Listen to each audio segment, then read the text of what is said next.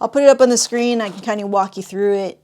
Basically, what we wanted to do is have this sort of, we wanted more information for sure, and we really wanted to cut down what we absolutely didn't need. You know, we really wanted to be choosy about what we put on the label. I chase flavors, and I think, you know, that's something that I think we want to bring that to the forefront of Black City Coffee's message for sure, amongst, you know, being curious and everything, but to be curious to chase different flavors. So flavors is the first thing. So we were really going kind of like in the opposite of direction of always like kind of shouting out the brand. I mean, the logo's right there. That's great. And it's really big. And so my designer was saying, well, you know, we need to create some space, some distance, and have things kind of breathe, you know, in the space that they occupy here on the bag. So, and this label is not in its final form. This is definitely like its first iteration. It's still going to have this structure, and I think this flow of information for sure, that will always be there, but we're actually looking into an even better printer. Right now, what we are printing these labels on is our industrial laser printer. Still a very expensive printer, like $800, something like that. Maybe it's like $400 now because it's kind of old. But it does this really well. And where we get these labels is a place called onlinelabels.com. And I found that this place is the most cost effective for me, and they print them all in sheets. And for me, and the fact that I'm always changing and I buy really kind of like small quantities of green, and I'm gonna, you know, our menu's gonna change pretty frequently, which is cool for all of you, you know, roaster's choice and stuff. There's always gonna be something, I think, new, you know, or we'll try to for sure. So we start with the name here, and if it's a blend, you'll see what's in the blend. That's new, right? So for Kitty Whiskey, you could see right away it's 50% Indonesia, 50% Ethiopia. That's our new blend recipe. We come up here, we have the logo. And with the logo, we're actually going to do something a little bit special with that a little bit later. So keep that in mind. And so notes were the biggest thing that we wanted to concentrate on. This blend tastes like pomegranate, cherries, and milk chocolate. Cool. We give that a little bit of space. And then here is where I think, you know, Nathan really brought in the sort of like kicker to make us feel different and to have a little bit more ownership over this label was the words of the roaster here.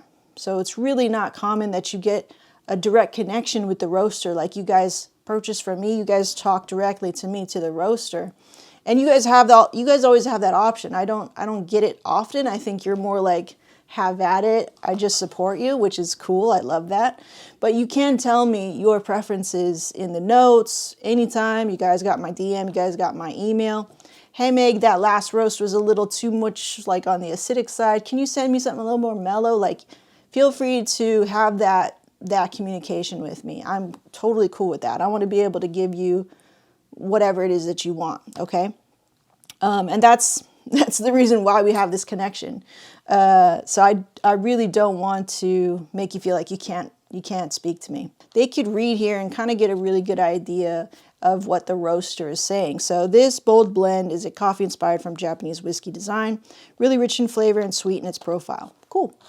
So just a little something. And for each bag of coffee, I've written something just a little bit different that I think explains something about the coffee. And then if you flip it underneath, Nathan thought of this, which I thought was so clever, is to put our, you know, discover more at Black City Coffee and blackcitycoffee.com. I thought it was so clever. Now, I love this design. And I always thought we were just going to be on black bags. But he actually showed me a really forward-thinking, innovative play on our colors of black and white, because those are our colors. You can tell now that the site is very muted. It's black and white. It's what it is. I've taken out all the color. If there is color, it's within photos, actual photos that either I've taken or my husband has taken that are on the site. And so now we're really kind of refining and distilling down to who we are, using what kind of color palette, what kind of font. That was a big deal too. What looks good in print, what looks good digitally. My designer was saying that, you know, he wanted to do a white bag. That was the innovative, crazy design that he wanted to do. And he also wanted to do something a little bit special. We will do that. I won't share that all, but we are going to be switching it to white bags. So kind of more of the feeling of like the website. The website's got a white background, right? So we kind of want to mirror that in the bags, but we've got a lot of black bags to work through, so we're going to do that first. A good structure for blends, a good structure for single origins. Do we have a single origin here?